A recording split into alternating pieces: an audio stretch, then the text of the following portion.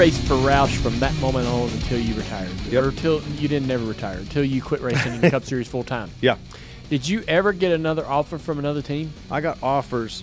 Very thankful. I got offers all the time. Yeah. What were some of the most compelling offers that you were like, golly, this is a good one? Drive the 20 car for Gibbs.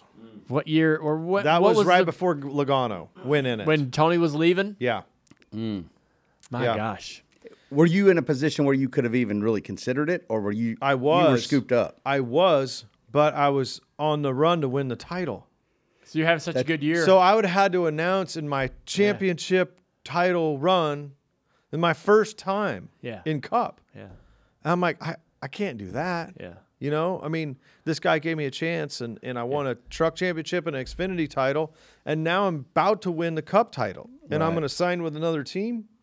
So let me ask you this. So obviously you're in a great car about to win a championship, so it's not a – you're probably like, yeah, the equipment's a lateral move. Right. All that's fine. Yeah. Was the money on the Gibbs side really, really good? It was about the same. Really? It was about the same. Well, I negotiated a new deal, Okay. you know, off of that. Yeah. So what I was making then, no.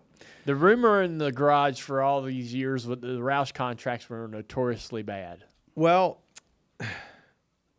you know, I think that Carl got paid a fair amount of money. And in the days I raced and Jeff Smith was in charge, it was a fairly reasonable deal compared to I could have made a little bit more money going some other places. Yeah. But not a tremendous amount more. What was the perks about racing at Roush? What were some of the things that were like, man, this is better. This is something other teams can't offer? You know, I'll be perfectly honest with you. Honestly, I should have left several times, two or three times. I think I should have. Because later on, we just didn't have the equipment. You know, we just didn't have the equipment we needed. And I think I could have went somewhere else and won a lot of races and potentially a championship. But I was afraid. I was afraid to end my career, if you will. And I was just nervous about making that change. You know what it's like switching teams? Yeah. And I was just, you know, I was nervous to do it. The other thing that was a big factor is I was really good friends with all of my sponsors all throughout my career.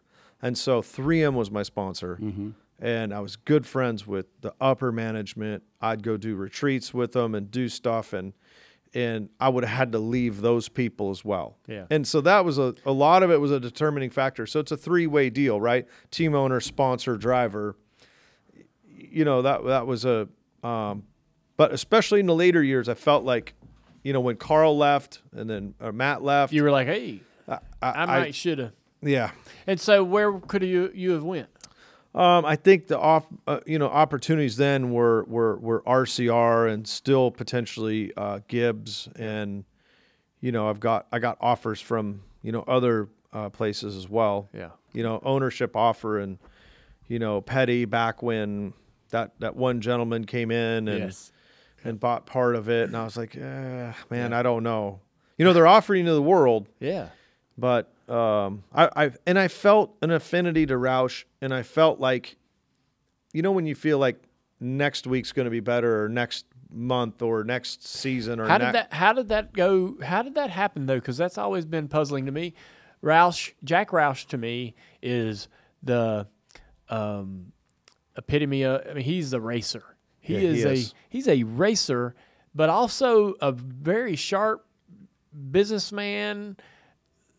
If there's anybody that could build a race program that would just succeed, it would be him, and he did. He did. Absolutely. Built an empire. Where did it go the wrong direction? Technology. How?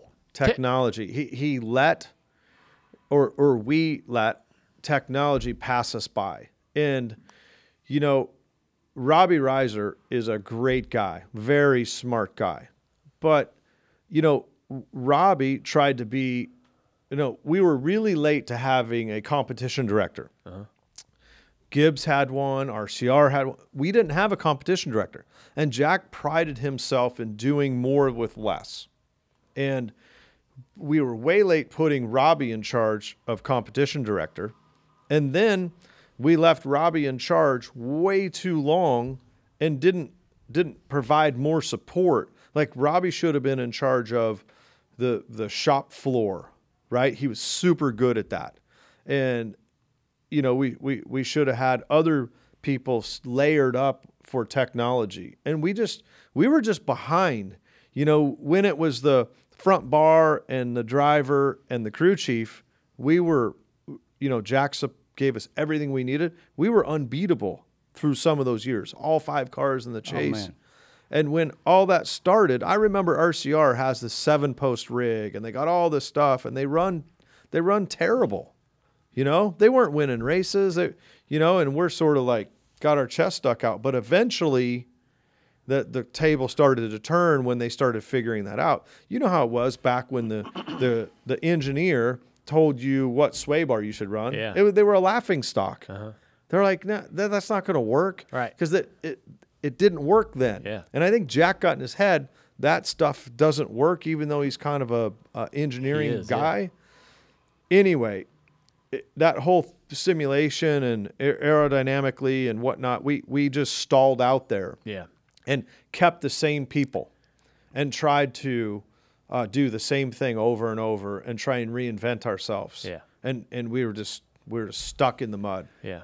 Did all of this predate, like when you say Roush peaked and started declining and getting behind on technology, did this predate the Fenway partnership? I mean, I'm trying to get my timeline right and kind of like remember how this whole Roush trajectory went. Well, I think it was right around there that they came in right at when we were doing well, right?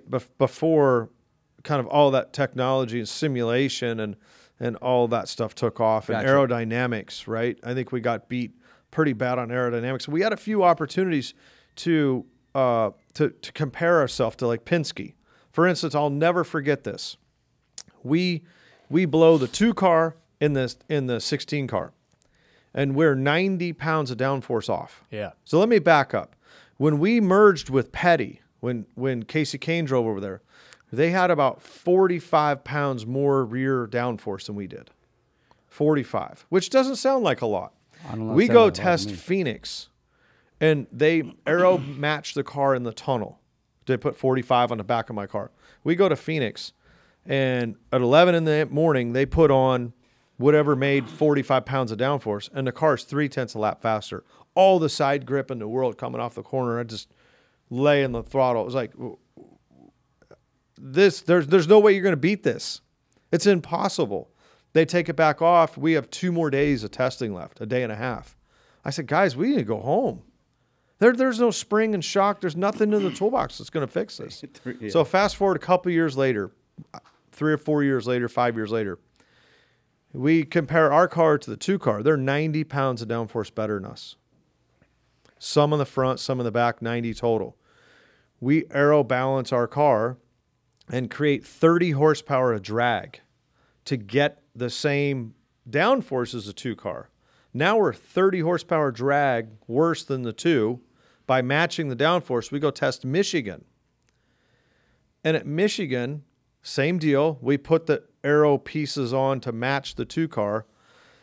It was 3/4 of a second a lap faster with the aero map that the 2 car had. And you think the car's going to go, remember the argument, downforce will slow the car down, 30 horsepower drag.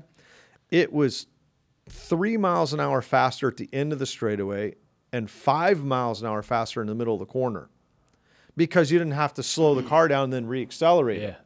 So we were off all through that, mostly aero. I say simulation and 7-post and all that. It was probably mostly aero.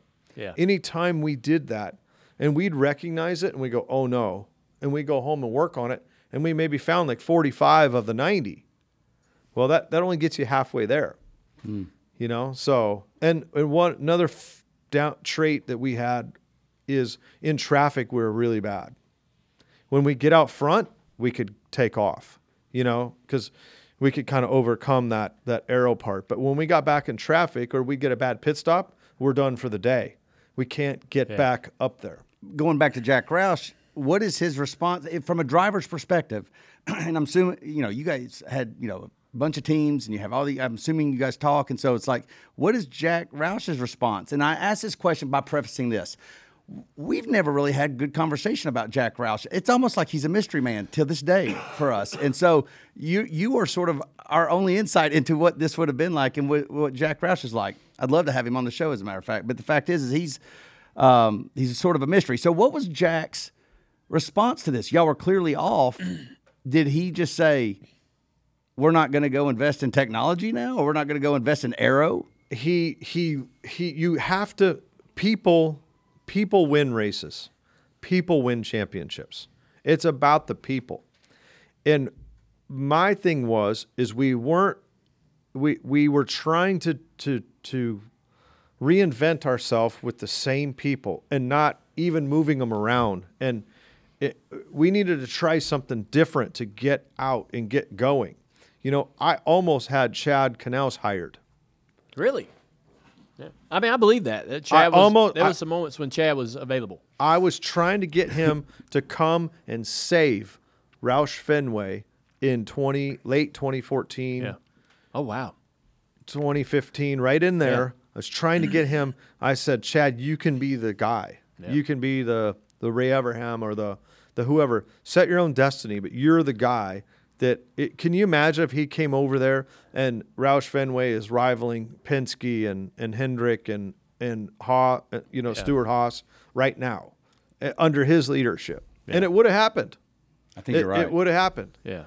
And we were close, but it was probably, people just didn't want to hand over the baton yet. One of the things that I find interesting about Roush that differs from most every other organization is how, and it may have started with Mark, is how Jack allowed the drivers to have, to not only have an opinion about direction, but also sort of shape and steer.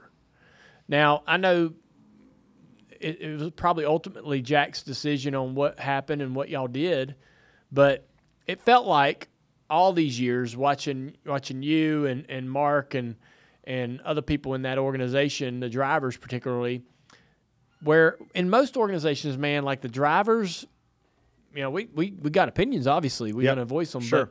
But we're never really making the choices. We're never really offering up massive solutions or big shifts or big culture changes and whatnot. Whereas Jack kind of had y'all in the room all the time. When there was conversations going on or discussions, you guys were always at the table. Is that the reality of it? It is, and it's unique that you have that view and recognize that, because I see it, I agree with it and disagree with it, because I'm not a management and a people person and all that. But Jack's view was, let's let the best people decide, right?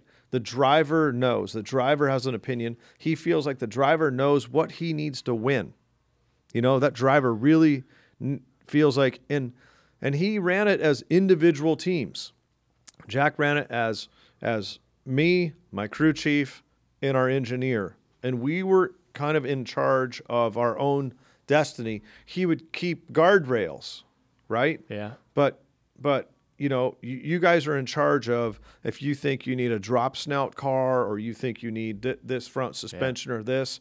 And he would challenge the 5 teams, right, to figure out what the best is.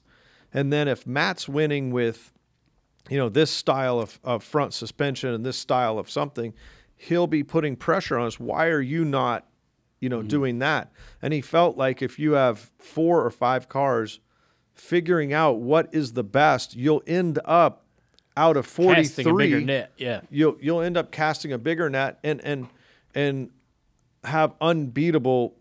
One of those cars will be winning, and then the other 4 will be able to bring up the rear, so to speak. And so he believed in that structure, and that structure worked for a long time.